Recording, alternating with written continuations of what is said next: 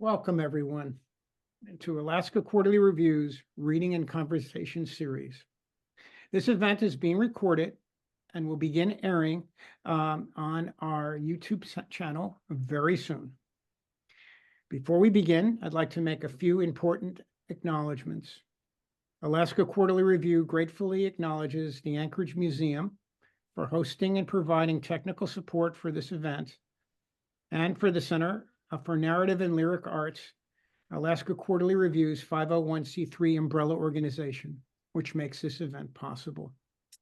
I also want to make a land acknowledgement. Alaska Quarterly Review recognizes the indigenous land on which all Alaskans live. AQR is located in Anchorage, and Anchorage is Dena'ina homeland. Dena'ina is the language spoken by the traditional, present, and future caretakers of this land, and land acknowledgement opens a space with gratefulness and respect for the contributions, innovations, and contemporary perspective of indigenous peoples, and marks our collective movement toward decolonization and equity. Our two featured authors this evening are poet John Hodgen and writer Christie Hodgen. We're going to introduce them at the same time, and then the reading will start. John will be reading first and Christie second, so I will read Christie's introduction first, and then John's, and then John will start. After the readings, we're going to come back for a moment because they are the writers in their family, and we're going to talk to them a little bit about writers as parent and child, father and daughter. Now to the introductions. Christie Hodgen is the author of 4 books of fiction: Boy Meets Girl, new issues 2022, Elegies of the Brokenhearted, W.W. Norton, 2010, Hello, I Must Be Going, W.W. Norton, 2006, and A Jeweler's Eye for Flaw, University of Mass, 2003. She has published short stories and essays in dozens of literary journals and anthologies, including Alaska Quarterly Review, and also Plowshares, Conjunctions, American Short Fiction, the Georgia Review, and the Southern Review. Her work has received several major national awards, including 2 Pushcart Prizes, a grant from the National Endowment for the Arts, and a 2011 Guggenheim Fellowship. She has also served as editor-in-chief of the long-standing pillar of literary magazines, New Letters, and she's been serving as editor-in-chief since 2020. John Hodgen is a writer in residence at Assumption University in Worcester, Massachusetts, and advisory editor for New Letters at the University of Missouri, Kansas City. Hodgen won the Associated Writing Program's Donald Hall Prize in Poetry for Grace, University of Pittsburgh Press in 2005, and his 5th book, The Lord of Everywhere, is just out from Lynx House, University of Washington. His new book, What May Be, is also out from Lynx House. He has won the Grolier Prize for Poetry, an Arvon Foundation Award, the Yankee Magazine Award for Poetry, the Bluestem Award, the Balcones Prize, the Foley Prize, the Chad Walsh Prize for the Beloit Poetry Review, the Collins Prize from Birmingham Poetry Review, and a Massachusetts Cultural Award in Poetry. He has had a poem included in Scribner's Best American Poetry in 2017. So now we start. Thank you.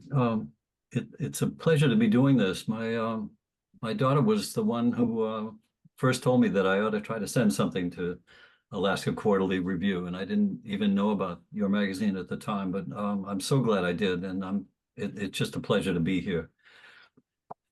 For the new book, I want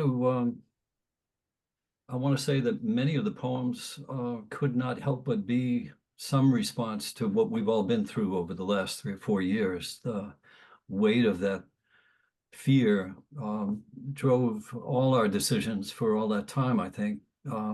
My wife and I were saying we remember going to the grocery store when they had senior shopping hours at 7 in the morning. And we get there and there were these long, long lines that reminded me of Anna Akhmatova and lines outside a Russian prison. It was raining and they only let us in 10 at a time, and you had to wipe down your shopping cart. And if you remember, there were arrows on the floor, and you could do well to go down in the right direction, or somebody might shame you or make you feel that you shouldn't be doing what you were doing because there was that much fear. And then I remember the paper goods aisle and how everybody from time to time would panic about a shortage. And it's that kind of burden or that kind of weight or fear that we addressed in every way that we could. So to write it was important, and a lot of the poems speak to that, how we've struggled with it and found our way, found our strength or our footing, and we're able to get through with whatever blessing we could hang on to. One of the things I learned was that as a teacher, I had confronted the idea of a plague before. So I want to read the poem that I read that I wrote about my AP classes in high school. And my daughter, conveniently, my daughter took that class as well. The poem is called Plague.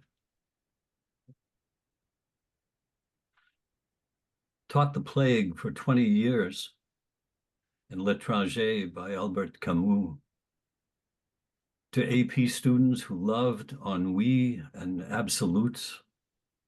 One group in particular who loved the plague so much they pestered the French teacher, Mademoiselle Cochin, whom they sang about derisively and on cue to the tune of Eric Clapton's Cocaine, into teaching it too. La Peste, just so they could read it again, double down, OD on their pain, and who asked me to promise to teach them the worst that we do, not the best, who smoked clove cigarettes, listened to the Smiths, The Cure, and who snapped fingers for what they approved. Nurses, Kafka, Nietzsche, Sartre, who craved for a shimmering moment amidst their daily afternoon art, the calibrated and careful cuttings of their wrists,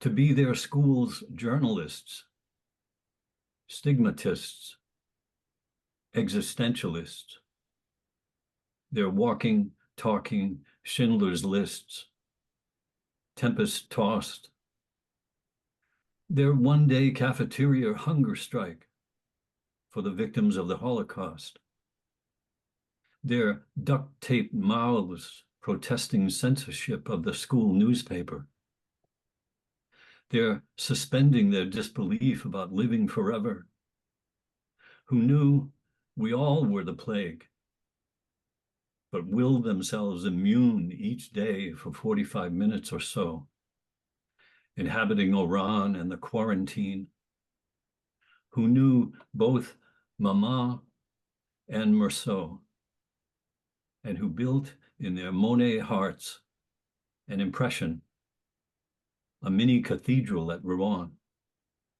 and loved us all despite ourselves and for ourselves in our ruin.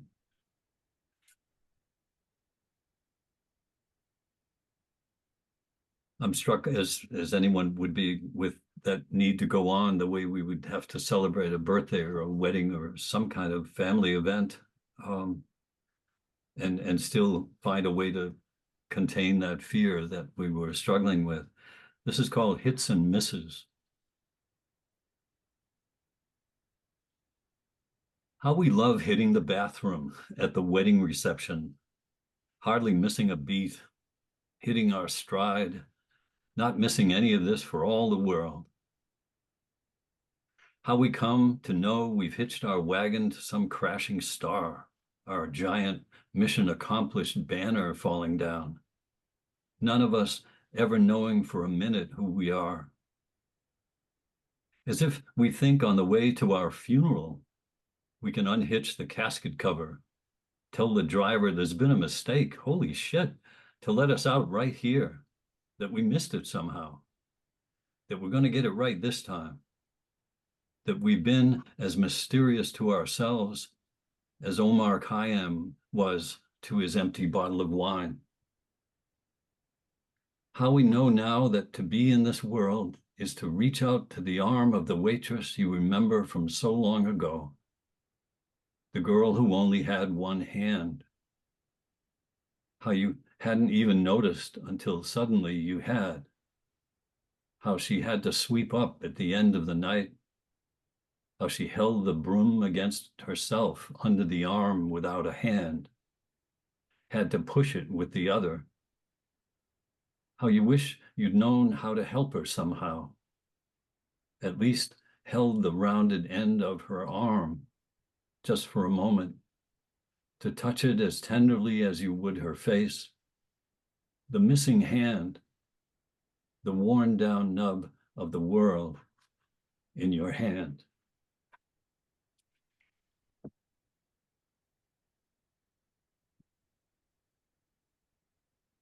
Got a poem called Run, one of those things you would notice at a stoplight and then feel like it had to say something. It had to be dealt with somehow. It seemed like it would spawn some good writing.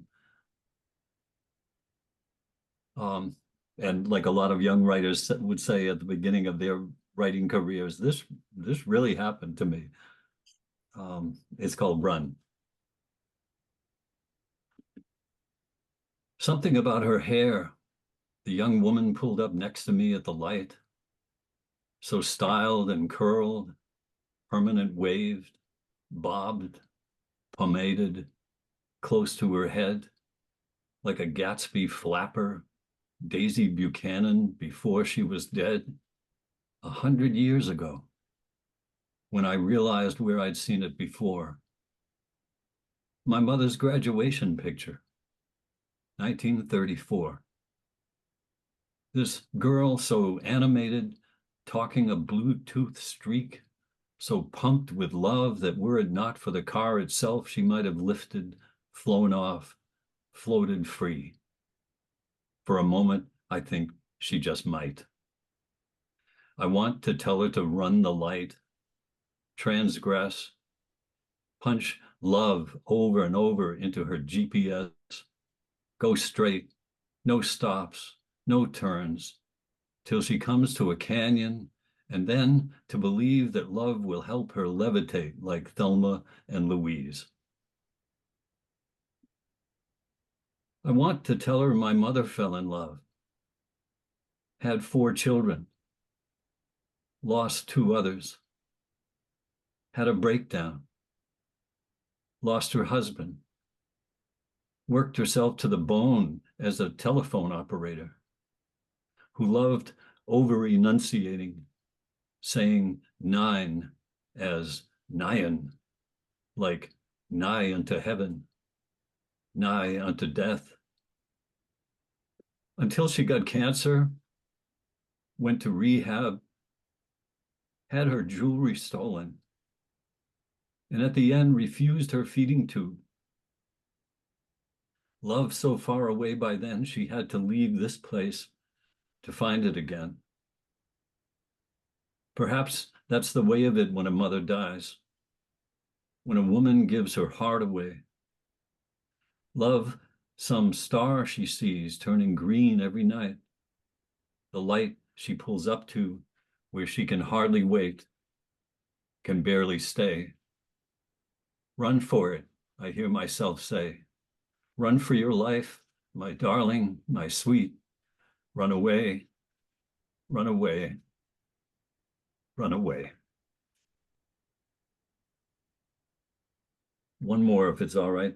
This is another thing that seemed to birth itself somehow, even with the the plague going on, the COVID that we were up against. There were these moments that you suddenly were presented with a gift, that poem that almost comes fully made already, and you don't have any control over it or any explanation at all.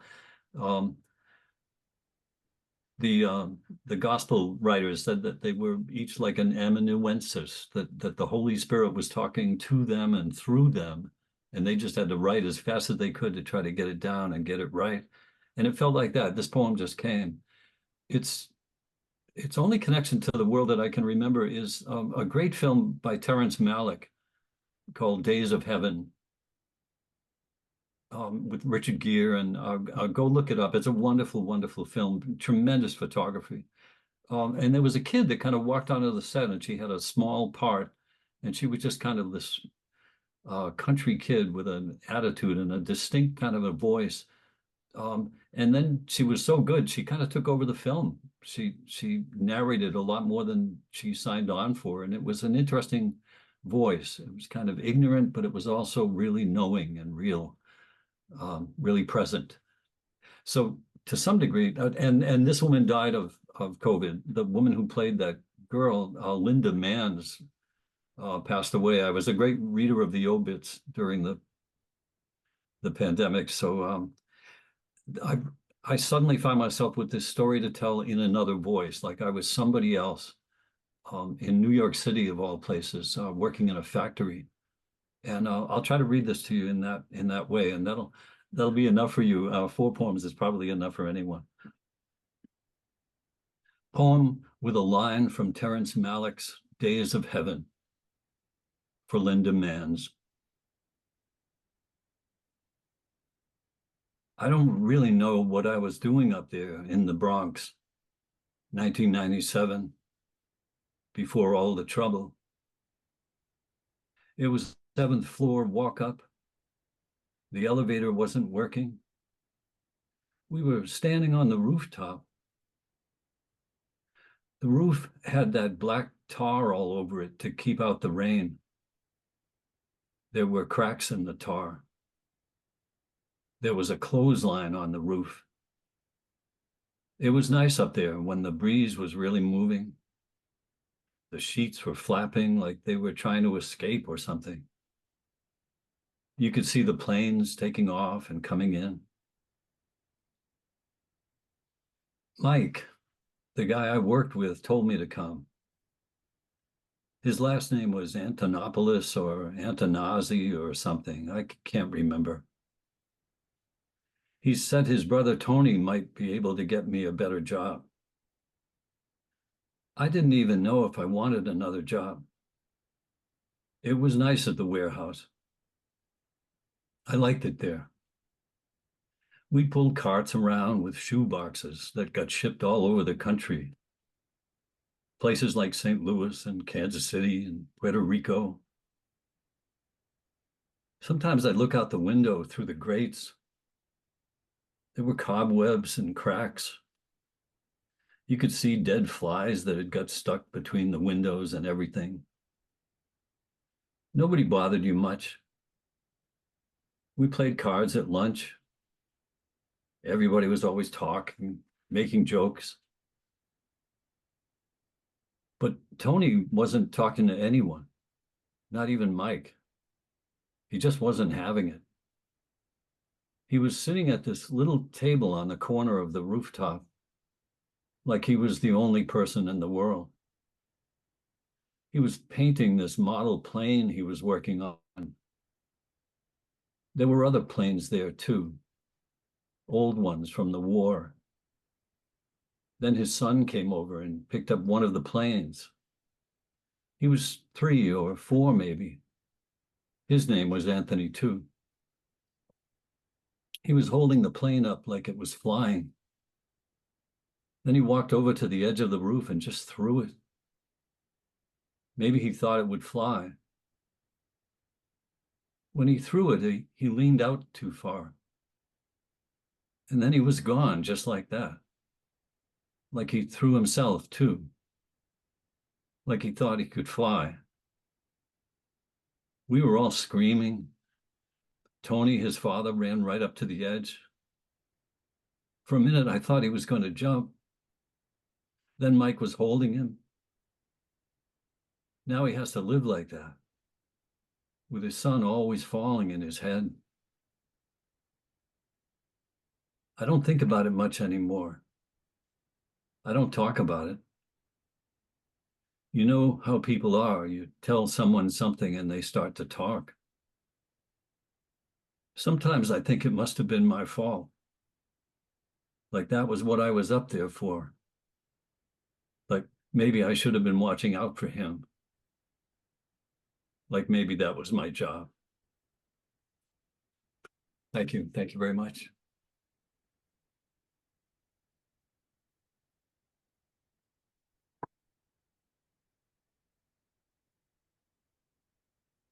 Thank you, Ron, for having us. This means a lot to us to be able to read together, and to the museum for hosting us.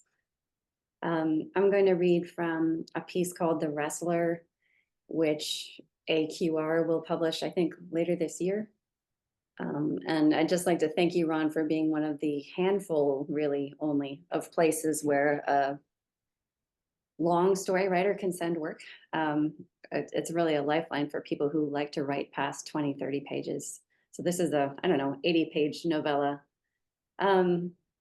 It too is weirdly inspired by COVID, although you probably wouldn't know it. It's sort of an inscrutable way, but it's a story about a young man who is about to graduate from college and is going into spring break of that final semester, is planning to go to law school as his father would wish, but is also sort of having that existential crisis that we all have at that age, and wondering if he should just take some time off to wander.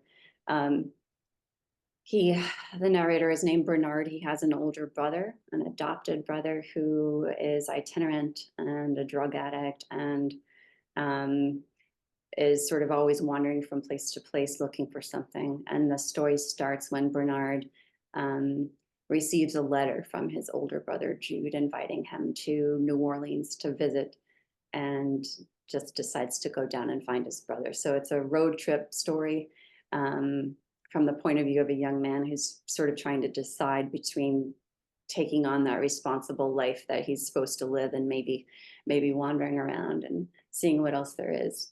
And then I can tell you a little bit about what inspired it maybe after I read the first few pages. The Wrestler. The last time I saw my brother was in the spring of '96 down in New Orleans, the week after Mardi Gras. He had summoned me with a letter addressed in a script so lazily drawn, I was amazed anyone had been able to read it.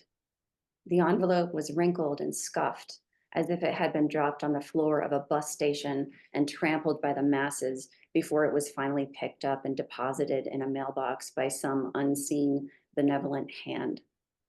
Holding the envelope, I had the feeling, as I always did where Jude was concerned, that the contact we had managed to make was something close to a miracle or a whole series of miracles, that he had thought to write in the first place, that he had found a sheet of paper and an envelope and a pen and even a stamp, not to mention the letter's safe passage through the many hands of the US Postal Service. And in fact, something of this theory proved true when I read the letter and found that several weeks had passed between the time Jude had written it and the time it arrived. I wonder if maybe you might want to come down for Mardi Gras, it read, though we were already well into Lent. Your average day is like a party here, so I'm kind of curious to find out what happens when they really throw one. The letter went on to describe Jude's situation, the room he rented, the crawfish restaurant he worked at in the French Quarter. I'm clean and making enough money to live on and have a few friends, he wrote, which was the best he'd had to say for himself in the 8 years since he'd left home.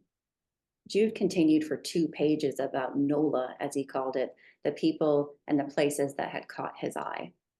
What he liked most, he concluded, the thing that kept him tied to the city, he'd been there 9 months already, the longest he'd spent anywhere since leaving home, was the music. There's no better city in the world for music, Any given moment, you might encounter a full brass band just walking down the street when the saints go marching in, that type of thing. Oh, glory, he wrote. Glory fucking hallelujah. I stood reading this letter in the foyer of my fraternity house in a sort of trance. All around me, young men who I'd been encouraged to think of as my brothers were rushing past, in and out. It was a Friday morning, and they were all getting ready to leave for spring break for the shores of Cancun and Fort Lauderdale, where they planned to get wasted and lure wasted girls to have sex with them on the beach. One brother, a rugby player and part-time male model who I'd long hated, bumped me with a duffel bag so big it almost knocked me over, but I didn't care. I only got a letter from Jude once or twice a year, and whenever one arrived, I read it over and over, carried it around with me, thought of little else besides his new life in whatever place he'd landed. Usually, I started composing a reply right away, but this time was different. This was the first time he'd ever suggested I come visit him. My head was spinning with plans, how I'd get down to New Orleans, how to find Jude when I got there. I drifted away from the foyer and walked up 2 flights of stairs to my room, staring at the letter, no longer reading it really, but keeping an eye on it. Upstairs, my roommate Schmidt was doing push-ups in his underwear, grunting and counting. He devoted nearly every free moment of his life to building what he liked to call the temple of his body. Schmidt was short like me and had been chubby when we met. He looked uncannily like Big Boy, the fat-faced mascot with the crested wave of dark hair and the hamburger platter raised high over his head. But unlike me, he'd spent the last 4 years weight training and was now short, but absurdly muscled. He was always carrying around a plastic tumbler, gulping down protein shakes. Much of his conversation was dedicated to reenacting his sessions at the gym, miming how he struggled under a bar loaded with weights, his arms shaking, until someone spotted him at the last second before his muscles failed. He talked a lot about his performance and what was stopping him from leveling up. Periodically, he'd quit drinking for a few weeks, claiming his muscles needed to purify themselves before they could grow again, but then he'd fall off the wagon and drink until he passed out. Junior year, he'd woken up one morning with a tattoo of Porky Pig on his back, which he claimed to have no memory of getting. It was sometimes hard to take Schmidt seriously, knowing the things I knew about him, especially with the pig on his shoulder, wearing a jacket and no pants. But then again, I was sort of afraid of him, afraid of the person he might become and the power he might one day wield. Schmidt had a single goal in life, and that goal was to be a US Senator. I started walking around him, picking clothes off the floor and stuffing them in a backpack. Dude, he said, want to hit the gym? He was always trying to get me to go to the gym with him. The last time we'd gone, we played squash for about 15 minutes until a ball hit me so hard in the throat, I fell over and puked. Nah, I said, I'm heading out of town. Oh, he said. He stopped with his push-ups and sat up. You taking Wheezy? He referred to the stuffed dog I'd brought with me to college, a football-sized, rust-colored terrier with matted fur that had once been Jude's. I'd been careful to keep her in a suitcase under my bed so no one would see her, but one day I'd come home to find Schmidt asleep with Wheezy's snout tucked under his chin, his arms tight around her. I'd ripped the dog out from under him, but by the way he looked at me, I could tell he had developed, even in his brief time with her, a genuine affection for Wheezy. It pained him to have her taken away. Mind if I, he asked now, take care of her for you? The dog was a secret between us. When either one of us was downcast or unsure about the future, which was pretty much every day at this point in our lives, we took her out of the suitcase and lay in bed with her, and moments later, we felt she had lifted our sorrows. We believed she had a supernatural power to absorb the kinds of dark thoughts that clouded other people's minds, self-doubt and insecurity, guilt, fear, and that this power would help set us apart from the rest of our brothers, our classmates, in fact, the rest of our generation. Beyond our room, we were 2 ambitious young men. We were both at the top of our class, had both aced the LSAT, were both heading to law school, but in this small room at the end of the hallway of our fraternity house, we recognized in one another the same weakness. I'm just saying I could use, Schmidt said, I'm kind of having a hard time. I thought about it. Schmidt was one of the few kids in our school who didn't come from money. He was from West Virginia, descended from hill people, as he called them, and this had always endeared him to me. Though he was working toward ridding himself of the traces of his upbringing, he retained a slight hillbilly accent, saying "ah" instead of "I," and he responded too quickly to all that was going on around him, like a prairie dog popping out of its hole, turning this way and that, nervous, defensive. He didn't yet know how money behaved, that it made its own rules and kept its own leisurely pace, that it answered to no one. I decided I could be merciful and let him keep Wheezy for a few days. It was Jude who I believed was the source of Wheezy's power, and I was driving to see him, so I didn't really need the dog. Don't take her out of the room, I said. Except on walks, he said, and lay off the cologne. Part of my belief system regarding Wheezy was that she had a smell I associated with Jude, bits of skin and sweat and soul rubbed off him during the nights he'd slept with her as a kid, and I didn't want Schmidt covering it over with his polo. Sure thing, brother.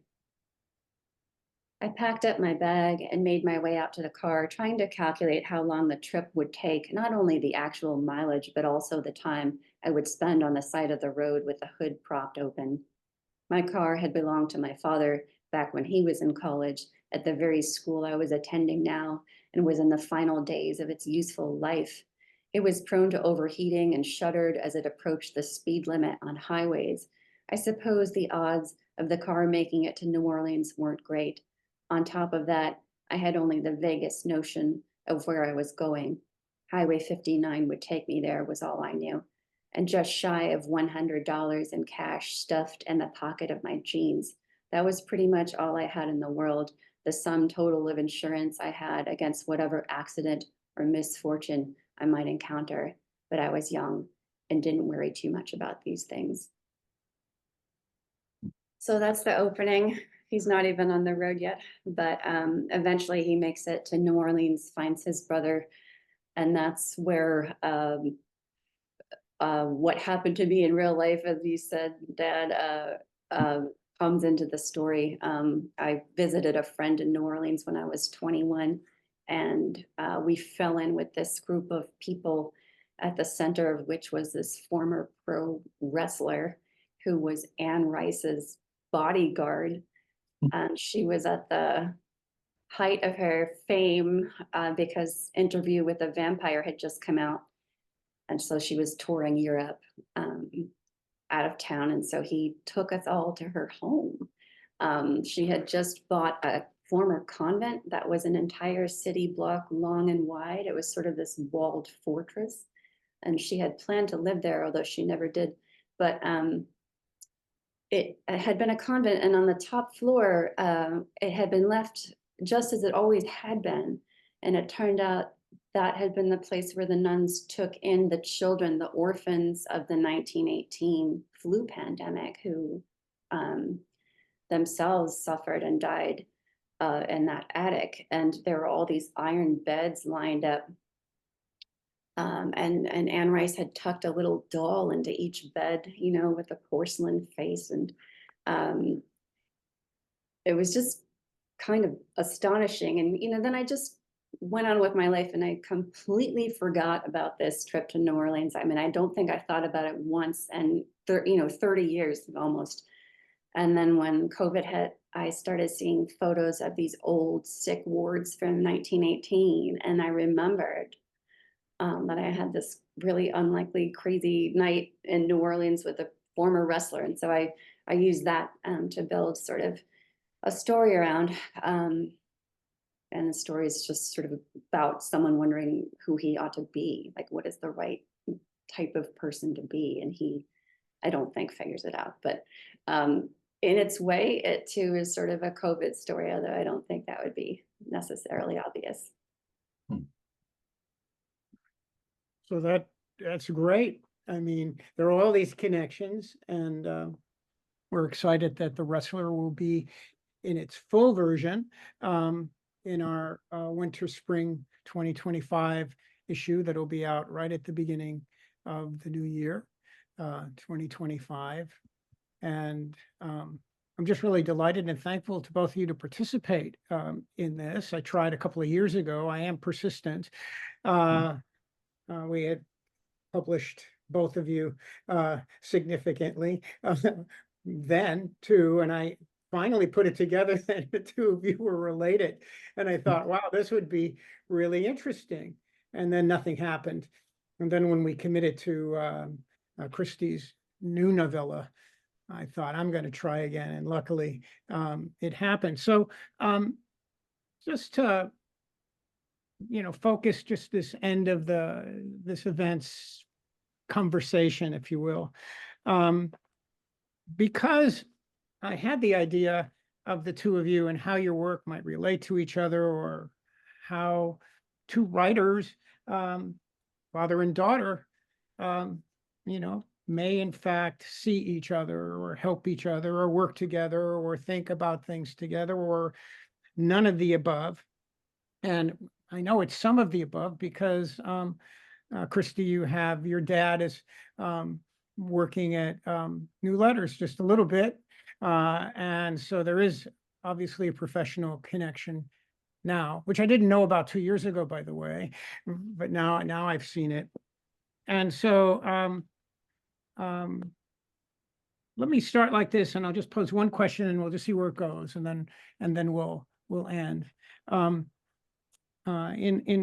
kind of prepping for this event, I found an article back in the day that was called award-winning writing is a family trait.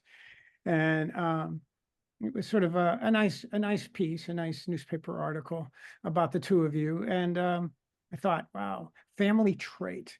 I got into all of that, genetics or whatever. But then I found a review of Christie's second novel, which seems a little bit more interesting ultimately than just a trait. And I'll read it, and then Christie, if you could just start off and react to that about your work, and then maybe prompt your dad, and then just see where it takes us. And then when you're done, I'll come back to me and I'll close it out. In the New York Times Book Review of Christie Hodgen's second novel, The Departed, Johanna Smith Rakoff wrote of Christie's work that Hodgen's work acquires a strange universality, and in part because of her interest lies in questions of blood and parentage, of the ties that bind us together or drive us apart. So why don't we use that as the sort of springboard to just a little bit more conversation? Sure, thank you for asking.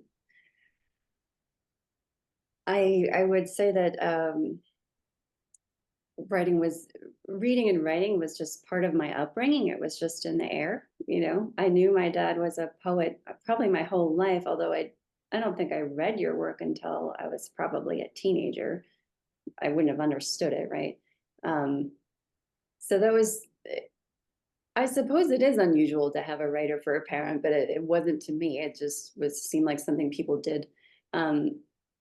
So that it was always there. And, when you're young people and you're interested in reading, people will say, oh, you're just like your dad, right? And so you start to figure that out. It was there, but we didn't, it's not as if you trained me or anything. We didn't share work. I just started doing it. And I purposely went in the direction of fiction so that I wasn't, looking like I was trying to live up to what you were doing. So I tried to carve out my own path, but I do think even at that, we share something. Maybe it's the way we see things. Sometimes it's the way we say things. So I'm a believer. I think it's environmental. I also think it's genetic.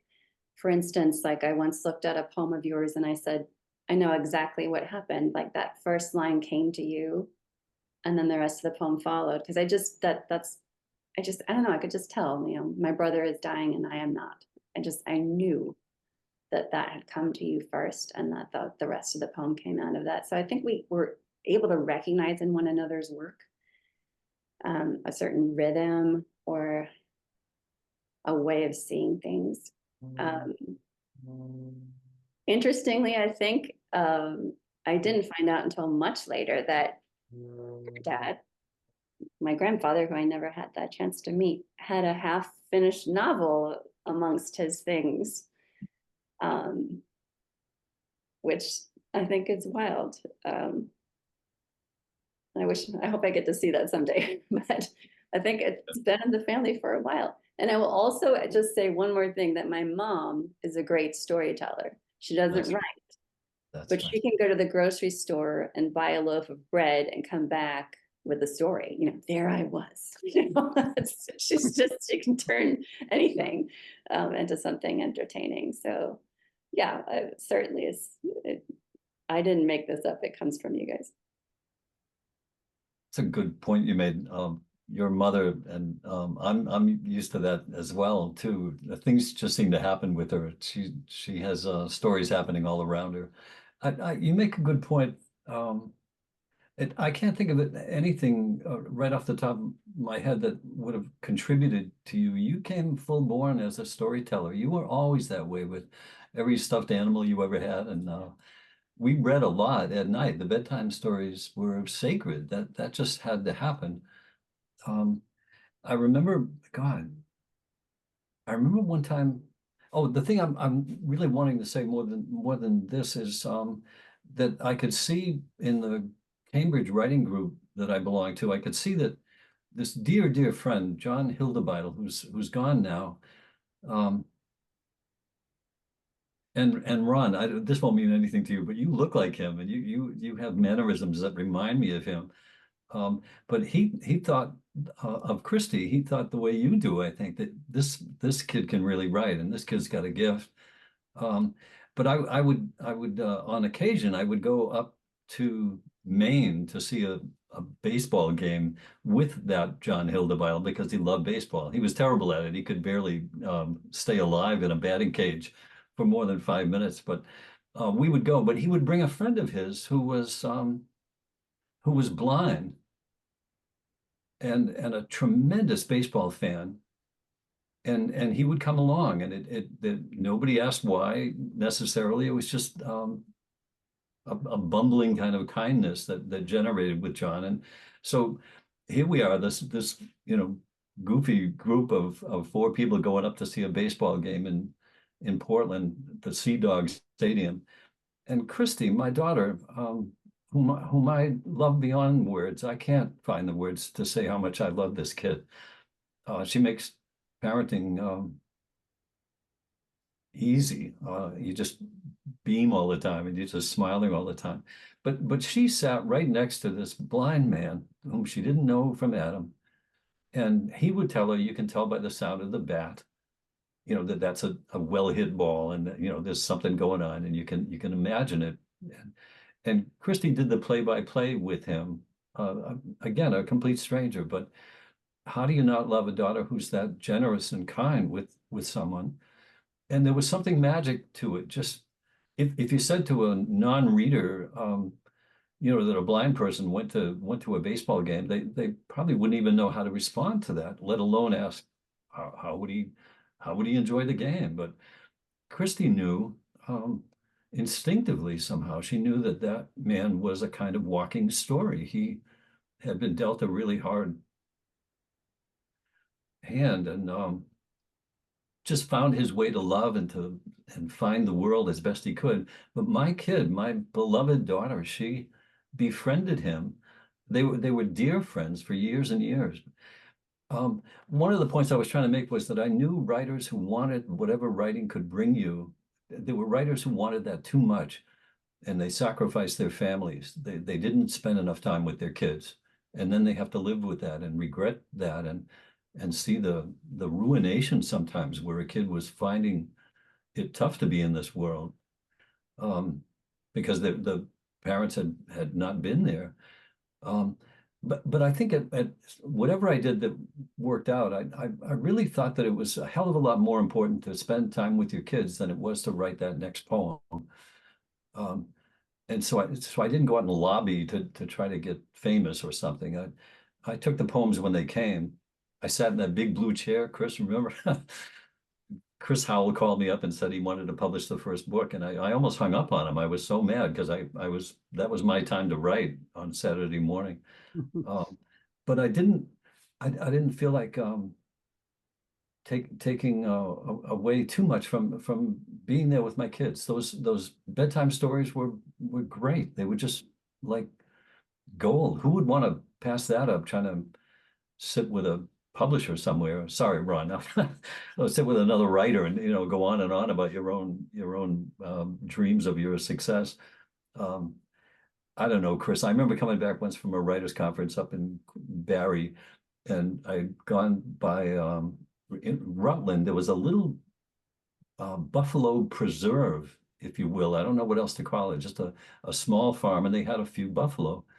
And I remember looking at this buffalo and feeling that the eye of the buffalo he was standing, and I could see him from the side, and his eye locked on me, and I looked at him and looked at him, and I said to the kids that night, you'll think I'm crazy, but that buffalo was so sad, I started talking to him. And big mistake, because they wouldn't let it go. It was like a dog with a bone. They just kept saying, "What'd you say to him, Dad? What'd you say? What'd you say to the buffalo?" And it was that kind of a house. Ron, I don't know if that makes any sense, but it was like stories happen. Christie befriended this blind man at a baseball game, and I talked to a buffalo, and we just were doing stuff that was kind of outside of the norm, but it was the kind of stuff that makes writing magical and powerful the way it truly can be. So I love this your question about the family. I think we were a family of stuffed animals and buffalo stories and blind baseball fans. Other people kind of became part of the family too. It's a long answer to a good question. That's an interesting question. Well, there's a lot of love and a lot of belief in creation, right? Taking effort to make something, I think, was part of the house. That's true. It takes longer to build something, and what you build is fragile, but that's the way to go versus destroying something. It was a house of people who wanted to make things. Sure. It became so easy when you won that Hemingway Award. You were just a kid. To get that call from Hemingway's granddaughter was it his daughter? I believe it was his granddaughter. Yeah. Yeah. And a pretty good story to tell your dad about that a Hemingway had called you up and said, you're coming to Key West, and we're going to put you up for a week and you can read your story. And how can you not be proud of your daughter for doing you proud, just doing the kind of thing that makes you smile? You guys are proud of me for finishing my muffin at breakfast. I think everything I do is wonderful. So I guess, it was an encouraging environment. Well, the real hero then is your mother. You're right. She's the one making the muffin. It's not me. But she kept us alive, I guess, and kept us steady. But you were the best daughter, Chris. I can't get over it. You were constantly kind. That story, that selection from the story you told about getting hurt and hit in the throat. I remember you wearing a little Larry Bird Celtics basketball shirt and shooting foul shots in the high school gym, and one of them hit the rim, and then it came back and hit you right in the face. And oh man, you were tough. You were so good about that. You weren't gonna cry for love or money. You tried to take that shot right in the snoot and not cry. But you see a moment like that and you say to yourself, this kid's strong. She's really strong at her core. She's going to be tested. She's going to be hit hard. But God, she's got things to say and she can write. Boy, you can write. You're way better than I'll ever be, Chris. I'm I'm too proud of you, way past muffins. And So I'll ask a question to get to that other part of the quote, Christie, from the New York Times. So it talks about the muffins, I guess, brings everybody together, and the stories. It talks about the blood that drives people apart.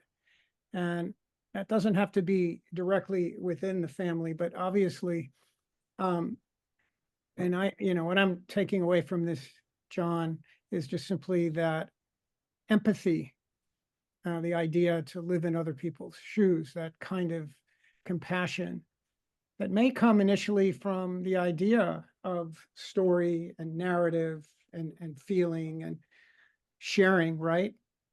Making the world larger through imagination and so on is a way to get to things. But in your work, Christie, certainly it's not all muffins and good times. And certainly, John, from the poems that you read, there's quite a bit of darkness and regret and missed opportunity that not necessarily reflecting you, but reflecting the world of the poems. And so maybe, Christie, maybe you could tie it together when you, because your novella is coming out in our next edition. We're going to make that, John, you'll be pleased to know we're going to do that as the lead for the entire book. oh, terrific. Special feature. I mean, if we're going to be publishing these novellas, we're not going to hide them. First of all, you can't hide them when they're large, when they're 5 or 6 stories long. But we're very proud to work with writers who write the tiny ones and the long ones. So, but anyway, think about this just for a second to close it out about, family. And because, both of you write about things that go wrong in the family and how there's betrayal and how are all these things, and just respond to that. I mean, you didn't get that directly in the family, but how did that emerge from this very nurturing, right? I mean, there's some writers, I saw a cartoon once in the New Yorker where a young woman was sitting on a bed and she said, I have writer's block. Nothing bad has ever happened to me. That's not the case with either one of you. And so why don't we close it out with talking about this, we'll call it a family trait. It allows you insight to see the world of what it means, and maybe the struggle of what it means to be a human being. Chris, I don't know if you're thinking the same thing. I suspect you might be, but Ron, we both fell in love with this movie called Say Anything, John Cusack, and he plays a kickboxer who's desperately in love with the valedictorian of his class. And at some point, he's working with some little kids trying to teach them about being kickboxers. And at some point, he just screams out, "What do we love?" And they all come in and say, "Pain." Christie and I laugh about that to this day. That's what we say when we, crash into a car or something. But that's what we do. I don't know, Chris. I know what I would say if I had to answer this question all by myself. I know for me it does start with a regret. I famously told my father.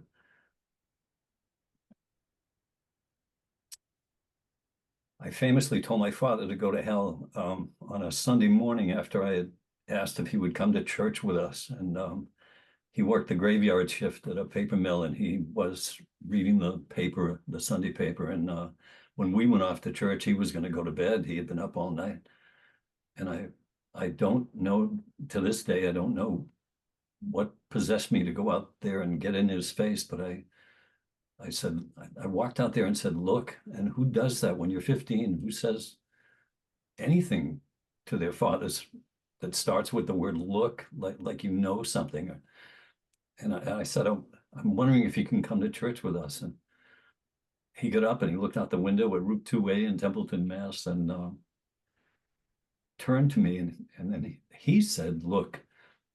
And boy, if you're a 15-year-old kid and you just pushed your father a little, you don't want to hear I knew he had me already, the language of it, the rhythm of it. He just said, look, I'm not going to church with you. You can get that out of your head.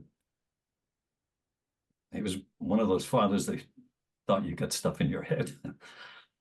But he said, if I ever do see Jesus walking down that road, I might go out there and walk with him for a while. And Christie, it's the rhythm again that you mentioned. You just hear that line and it's right. That's the thing you want to say, that you could go out there and walk with a spiritual being. And that's when I decided that it made sense to say, go to hell. And I regret it to this day. He dropped dead a week later at that job. He just laid on the cement floor until the guy came in to replace him for the morning shift. And now I've often thought about what he thought of his bright and shining boy. So that's where it started for me. I just wanted to say something better than that. I wanted to write my way through that. It's a terrible way to become a writer, but that's what happened. And I think I dropped it on Christie too. I think that whole sad focus, I think that's my fault. It's probably been a burden, Christie. It's probably been a real burden. Not at all. I don't think you quite mentioned, Dad, you have a new book out, and it's still working out the same sorrows all these years later. I think it's your best book. It's at times so dark I had to stop reading it, but it also has it also finds the things that are left and that are still good and that are precious and funny, and there's a good balance. But I mean, I certainly was aware that pain was still fresh. It's fresh now, when I was growing up, that you had lost your dad, and that was unthinkable to me. Yeah, it was so sad. And you had just a few things, not many, but relics of his around the house that had this kind of spooky aura to them. And I think that's how I learned to talk more about family. I think I started being interested in family and wanting to explore it even before I was old enough to really have any business doing that, because I saw it in you and certainly in Mom too. I mean, your parents survived the Depression and then World War II and raised you guys, didn't have much. You guys had a little more. I've been able to have a little more, but it's still all there. That connection to those dark times. But anyway, it was in the house. It was something I was interested in. I'm 50 now, and I'm old enough now to have lost people and really genuinely appreciate family in a way that I don't think you can in your 20s. But I knew enough to at least kind of know that this is something to kind of follow. And yeah, any family has some tragedy and loss, and mine's been messy, but that's where the stories are. That's no right. one wants to read a good story about a happy, stable group of people who like each other. So, and you don't have to look far, to see it. Everything I write about is partly something I've either experienced or seen. That's true. That's true. That's great. And I should say this might help. Christie's son Felix just did a report in a presentation in his classroom today on Jim Henson and Kermit the Frog, and she sent it to us, and it isn't sad at all. It's a triumph. It's just a wonderful, wonderful thing to see that your gift has shown up in him, and he stood there in front of us the Muppets, and then I showed them, and yeah, it's perfect. It's perfect. We see that light. Maybe he writes. Maybe he'll be a writer of very funny stories, magical mysteries, and so forth. But I think it's been there, and it was wonderful to see. So I'm proud of him too. Please tell him. So I'm proud of the fact that we had the two of you to share this with us. This has been a very, very special conversation. I think. And it's not usual. So we'll leave it at that. And as I sign off, I'd like to just make this pitch. The way you support literary magazines and literature is to subscribe and to buy them or to donate. The way you support writers and poets is to buy their books. And I would encourage you to hop on the internet and maybe get a Kindle version if you think your house is too full to actually have any more space. And we look forward to our next event coming up soon. And I hope you all join us then. And Christie and John, just stay on for a second afterwards. And so we'll sign off now until the next time. Thank you, everybody, for joining us. Thank you. Thank you, Ron.